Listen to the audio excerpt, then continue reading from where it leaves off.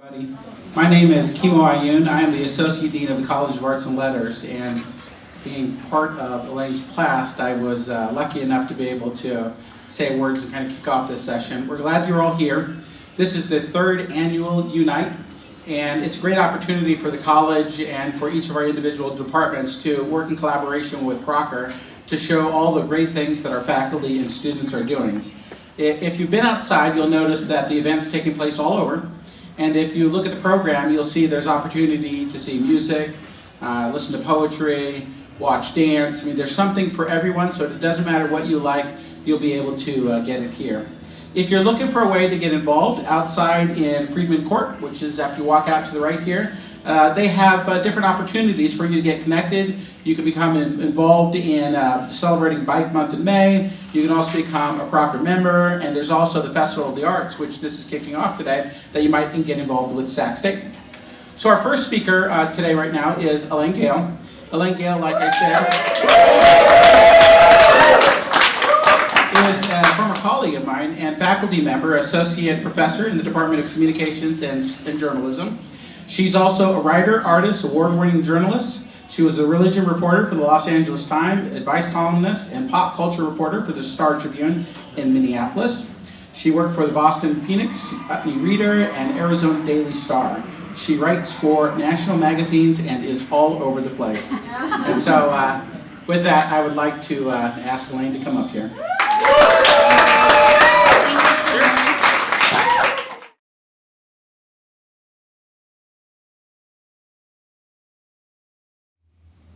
I told my landlord I'd visit him. He lives down the street from me and was on a 3-month chemo regimen for his recurrence of stomach cancer. I told him I would also bring him homemade applesauce in a verbal spurt of overcommitment. Applesauce was one of the only things he could eat and keep down. Renting his house was a blessing for me. I wanted to do something for him besides visiting. My chest hurt every time I saw him in the neighborhood, his clothes getting baggier after each chemo treatment. His cheekbones became like hangers poking out of his face. I wanted to do something from scratch, to slow down and take the time to prepare him something by hand, to stir love in the applesauce. Surely that infused love would be a powerful ingredient against the cancer in his body, tackling sickly cells with a huge hug. Realizing I knew not thing one about making applesauce, I posted on Facebook to see if any of my friends had a good recipe for homemade applesauce, and they did. Good old Facebook. Luckily for me, the recipes weren't very difficult. You boil water and the apples, and they eventually become an aromatic mash on the stove. Maybe a dash of cinnamon and nutmeg. You didn't have to try too hard with applesauce. The simplest version still tasted sweet. No artificial sweetener was needed. But I'm not really a cook and have enough trouble feeding myself on a daily basis, so this commitment was a stretch for me. The day of our visit, I was in a typical midweek frenzy and drove to the co-op to get ingredients, stressed about the co-op's ridiculously small and perilous parking lot, and also stressed about my huge pile of papers at home to grade. I got a cart and started wheeling through the store, feeling the acid of stress rise up in my throat. I stopped to take a big breath, my cart still empty. As I exhaled, my eyes came to rest on 2 lone glass jars of applesauce. Unsweetened, the organic, expensive kind, without a lick of any other ingredient besides apples. Oh my God, a shortcut! I remembered my friend Kelly talking about bringing a pie to a church event. Oh, the crust is so delicious, said a fellow congregant.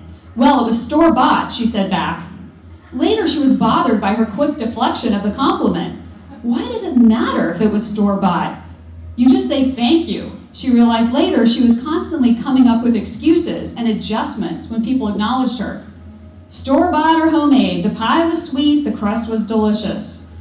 I stood in the aisle at the co-op with a jar in each hand. I looked to the left. I looked to the right. And I put the 2 glass jars in my cart. It was fate, right? I mean, wasn't it? Only 2 glass jars of the good stuff left? It was $14 for 2 jars, overpriced and typical of the co-op. But that's like 2 pounds of apples, and it would save me 2 hours of time to prep the apples and slowly pulverize them on the stovetop into a slurpy baby food consistency. My back was tight, the to-do list was so long. Why didn't I just offer to bring magazines? I bought both jars. Back at home, I emptied the jars into one of my Pyrex glass containers. Stirring a tiny touch of salt, lemon, and cinnamon with a dash of nutmeg to give it a bit more flavor. That night, I rang Paul's doorbell. I will just tell him. I had finally sorted that out. He answered the door and gave me a hug with his skeleton frame, a woolen hat pulled low on his head, protruding cheekbones and lots of layers, even on the warmish night. I could feel the bones in his back when I hugged him, the cancer slowly eating him alive. "Here's the applesauce," I said, and followed him into the kitchen with my glass container. "Oh, you are so kind," he said. "What kind of apples did you use?" he asked. I froze, the truth carefully balanced on my tongue. I looked at his pajama bottoms with food stains on them, the big wicker basket full of meds on the counter, the Christmas tree still up in the corner of the room that would probably stay up until spring or summer, until someone could help him take it down. Gala," I said.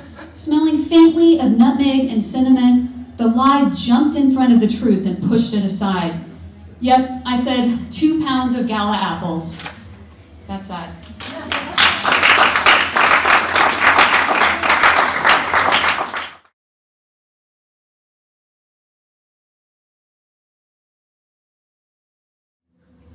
I stood quietly in the corner, taking in the scene before me.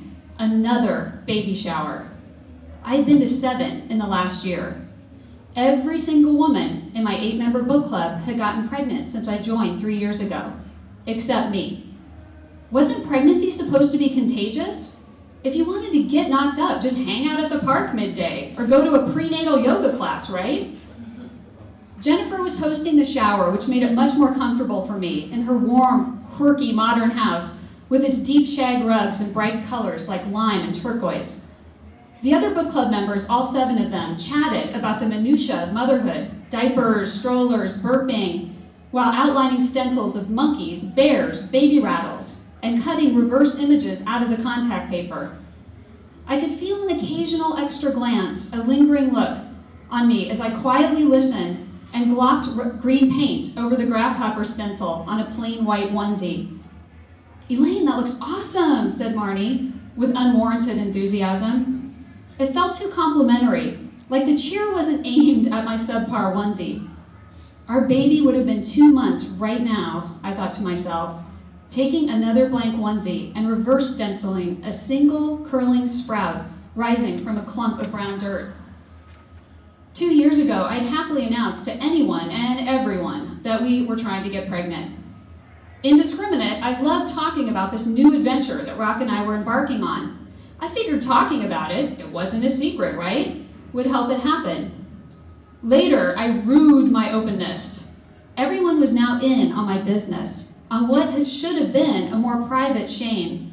How month after month, the plastic test stick read, "Not pregnant." My stomach remained flat while friend after friend were kissed by fertility. Their bellies grew and grew until the pastel-colored announcements arrived, heralding the birth of their healthy boy or girl. Hadn't I told anyone of our plans, it would have been much more comfortable for me and everyone else. At the end of a book club meeting, Rebecca told all of us that she was pregnant. Again, there were the requisite squeals, the shrieks of joy, expectancy. I froze in my chair, my eyes wide open.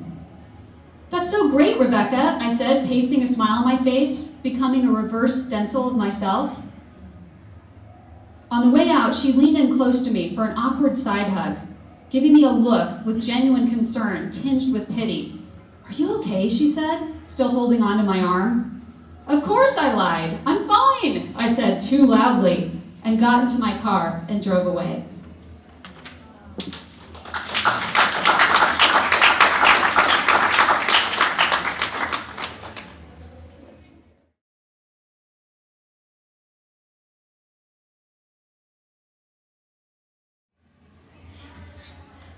When it comes to food, I'm an unreliable narrator.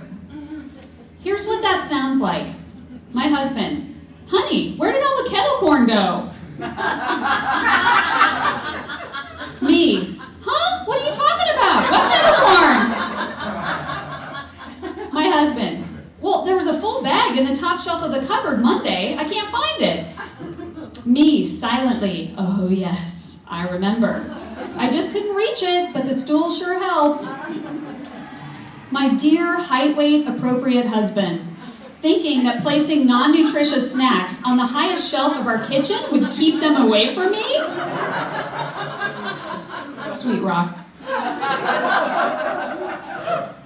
I'm a secret snacker. It's my emotional go-to. It's a year-round phenomenon, but in winter it gets worse without the light. During winter, I mainly eat two things, pirate's booty and Pinot Noir. I travel up and down the same 25 pounds like it was the business 80.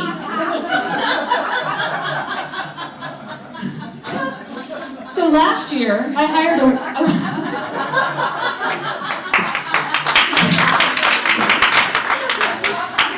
Thank you. Okay, so last year, I hired a wellness coach to help me learn about food, a woman named Mia from San Francisco, armed with a nutrition degree, integrative wellness training, and a fierce intuition. On our initial phone consult, I was eating Duncan Hines chocolate fudge frosting, rhymes with pudge, out of a can from our fridge. So, she said, how are your eating habits now? Pretty good, I said, taking the spoon. Unconvinced, she drove to my house for an in-person consult and floated in with her tan, thin body, an adorable sundress, no bra, leather sandals, and perfect skin. We were the same age, but I looked about 100 years older. Perhaps the result of my prior enjoyment of processed foods. A gorgeous vegan hippie from the Bay, blown into the lower nutritional consciousness of hot, steamy Sacramento. It must have been like shopping only at the co-op and suddenly finding yourself in the cookie aisle at Safeway. Mia is what I consider extreme. She brushes her teeth with baking powder, even washes her hair with it, using a white apple cider vinegar rinse. Her lotion is pure cacao butter. In Nebraska, we say cocoa butter, but there's that. Or extra virgin organic coconut butter. Since I looked so suspicious, she grabbed a chunk from the bottle she brought and had me slather it on, the light oil giving me the coconutty scent of a tropical getaway. Before Mia, I was not familiar with cacao paste, goji berries, chia seeds, nutritional yeast, shots of chlorophyll, or homemade kombucha. The distinction of raw honey, isn't all honey raw? And what in the world could be wrong with roasted nuts? At one point, we started our lessons by making kale chips from scratch, a non-dairy recipe that included a light paste of cashews, red peppers, lemon, nutritional yeast, sea salt, and olive oil. At one point, Mia stopped the lesson to take her thrice daily shot of spirulina, a kind of powdered algae that she mixed with lukewarm water and downed. God, that smells like fish, I said, wanting to be more nutritionally hip than I was, wishing my palate was more evolved, that my brain was tuned into her food frequency. She looked at me and smiled, her gorgeous white chiclet-shaped teeth stained a deep blue-green, the froth of it lingering around her lips. Not to worry, she said, practically gargling the stuff. It just takes some time to get used to. Or not. Again, my Midwestern skepticism follows me everywhere like a leashed dog. She then took me for a special tour of the produce department at Whole Foods. It was her pulpit, her church. She showed me around the vegetables one by one. I loved hearing her talk about the vibrant colors of rainbow chard, the intricate patterns when cutting through the head of red cabbage, the waxy weave of a leaf or dino kale. She was a nutritional shaman. Fruits and vegetables really were so beautiful. I hadn't seen them in so long. It was also sensual. She tore off a dime-sized piece of mustard green. Try it. I was blown away by the spicy pop that showed up in my mouth a few seconds after the first chew. With Mia, I tried red and black plums, medjool dates, brown turkey figs, dino kale, radishes. I had never, ever bought a radish before, not once in my 40 years. Papaya, dragon beets, heirloom tomatoes, shiitake mushrooms, and geez, that red cabbage. God, I'd never cut a red cabbage open before.